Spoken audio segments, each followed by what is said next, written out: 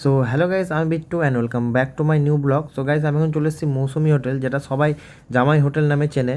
তো এই হোটেলটি আছে আমাদের মালদা মঙ্গলবাড়ি, যে নলডুব্বি রেলগেট আছে ঠিক তার পাশেই আছে, মানে গুরুদুয়ার আছে, গুরুদুয়ারের উল্টো দিকে আছে এই হোটেলটি। অনেক পপুলার এই হোটেলটি। তো গাইস, এখানে দেখো সব মেনু আছে, এখানে কী কী খাবার পাওয়া যায়, কত কত দাম।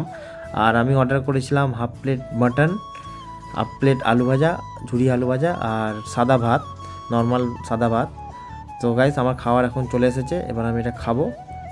আর সত্যি খেতে খুব সুন্দর, আমি এর আগেও খেয়েছি বাট ভিডিও করিনি।